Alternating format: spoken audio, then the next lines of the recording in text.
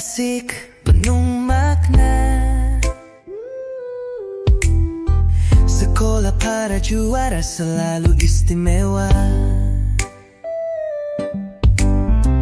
Bangku sekolah, kenangan kita. SMP Muhammadiyah plus Gunung Pring, prestasi nyata. Yuk dengerin podcast Bangku Sekolah.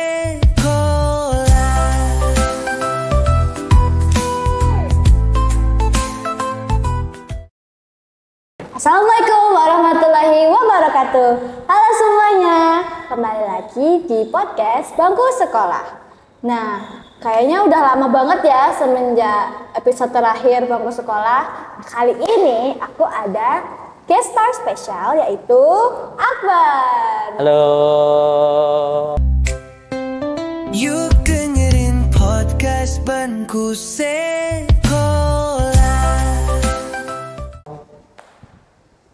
Hujan. Nah, Akbar, kamu coba perkenalkan dirimu. Indo.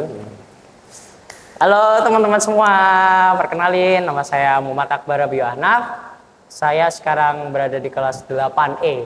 Ya, biasanya saya dipanggil Akbar. Oke, gimana? Melanjut hobi, nggak usah kan? Nggak usah lah. Nah, jadi kemarin bulan apa sih?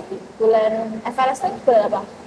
Oh, ini LS itu bulan Mei itu. Bulan Mei Juni lah.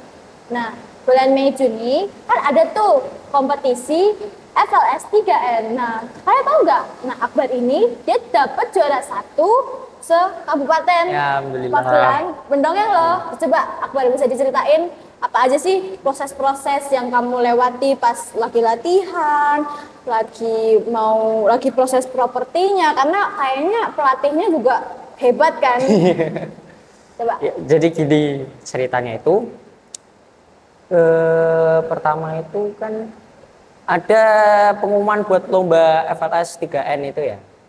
Aku kan dari dulu SD memang suka, nggak suka sih ngikutin banyak lomba kayak storytelling, ceris, cerita Islami, pas mapsi. Jadi pas SMP aku pengen ngembangin bakatnya itu lagi. Jadi untuk ikut mendongeng. Nah, setelah aku tahu kemarin itu ada FLS 3N-nya itu, aku ikut untuk seleksi ya. Seleksinya itu di mezanin sekolah kalau nggak salah ya. Nah, itu juga yang ikut seleksi nggak cuma aku sendirian, ada banyak. Salah satunya Mbak Siva ini, dia juga siap, pinter banget dongeng, ini sepuh ini. Nah, pas seleksinya itu kita kan pertama dikasih teks untuk seleksinya ya kan. Terus nanti 2 hari atau 3 hari itu Mbak Siva? 2-3 lah pokoknya. Nah, 2-3 hari buat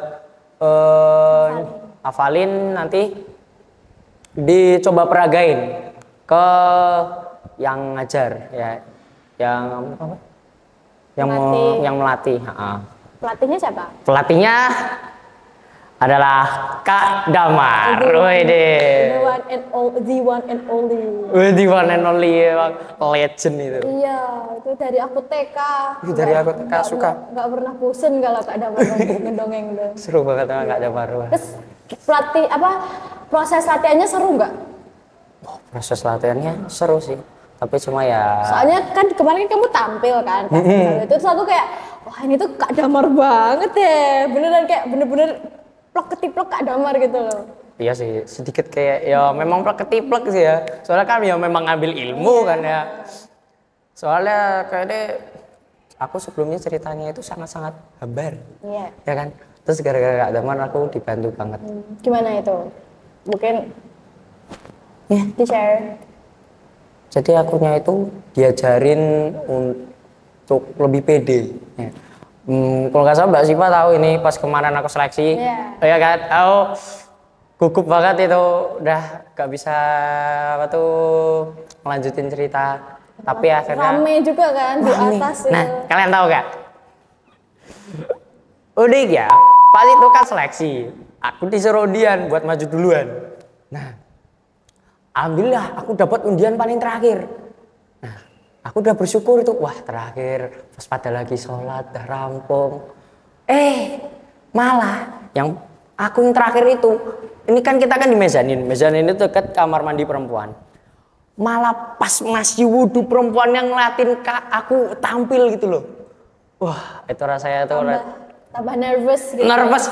Masalahnya kalau di situ ada laki-laki itu enggak apa-apa, 1 2 5 itu enggak apa-apa. Itu ngeliat, dari sono ujung sampai ujung cewek semua. Wah. Ya, itu kayak pressure-nya gitu kan. Pressure, malunya juga kalau salah gitu. Ya, gitulah. Terus kan kamu menang nih. Tips-tipsnya tuh apa aja sih kira-kira, kayak bisa kan kamu awalnya dari gak pede sampai pede itu tuh gimana gitu loh, apa kamu nge-push diri kamu sendiri atau gimana gitu? Karena kan maksudnya kan kita juga pernah satu lomba nih yang FTBI itu. Nah yang dari kamu ngedongeng itu dan aku lihat kamu yang ngedongeng sekarang tuh kayak beda gitu. Beda jauh. Iya beda jauh, kayak wow, improvementnya tuh kayak wow, kayak I have no words for that gitu loh. Tipsnya itu paling penting kalian tuh memang harus pede. Kalau nggak pede, kalian nggak bakal bisa. Mau sebagus apapun kalian tetap harus pede. Kemarin aku tampil di bawah itu juga perlu pede. Walaupun pusing, saya awal kaget tiba-tiba dipilih, ya tetap harus pede. Ya. Kalian kalau mau ngeluarin bakat itu kalian butuh pede dan juga butuh doa. Ya. Saya menang itu nggak cuma karena bakat sendiri, tapi juga dukungan dan juga doa-doa dari orang sekitar. Ya, dan jangan lupa doa. Karena ada kata-kata nih dari pelatih, dari siapa ya, Usonnya apa ya, katanya itu kalau kita lomba yang kita kalahin itu, yang pertama kita kalahin itu tuh bukan lawan kita, tapi diri kita sendiri gitu. Jadi kalau nggak pede ya gimana mau maju gitu kan. Nah terus ngomong-ngomong nih, karena kan udah bulan Agustus ya. Iya nih. Hari kemerdekaan Indonesia tuh berapa hari lagi sih? 12 kan? 12 bentar lagi. 2 minggu lagi, wow. Udah cepat kayak gitu. nggak kerasa ya. Dan kamu udah lihat itu belum logonya yang tahun ke-80 itu? Itu lucu, kayak Keropi. Ya lucu Keropi banget. gini, aduh. Keropi. Terus. Kan kalau ngomongin kemerdekaan kan pasti kayak kamu kan pernah scroll TikTok nih, terus tiba-tiba itu kan kayak ada video bendera Indonesia. Itu pasti tuh di bawah itu ada bendera gitu warna hitam gitu. Itu apa sih maksudnya, kok maksudnya disandingin, pokoknya disebelahin sama bendera Indonesia gitu. Oh, itu yang maksud kamu itu, yang kayak bendera hitam, tengkorak gitu, pakai topi jerami. Wah, udet banget sih kamu ini. Itu tuh. Jadi itu tuh aslinya tuh bendera One Piece. Dari anime. Iya, nah, aku dari tahu anime yang 1000 episode itu kan. Wah. Harus nonton. Harus nonton, itu seru. Kenapa? Kamu nanya tau, kenapa dikaitkan sama bendera Indonesia kan? Wah, politik nih dari tiba-tiba. Enggak, maksudnya apa ya? Artinya aja, kenapa maksud dari bendera itu apa gitu loh. Karena maksudnya kan kalau sebuah benda gitu pasti ada kayak hubungannya dengan anime itu. Jadi kayak ya anime itu tentang apa gitu. Kita lihat dari One Piece dulu. Anime itu, One Piece itu kan aslinya cuma tentang bajak laut ya.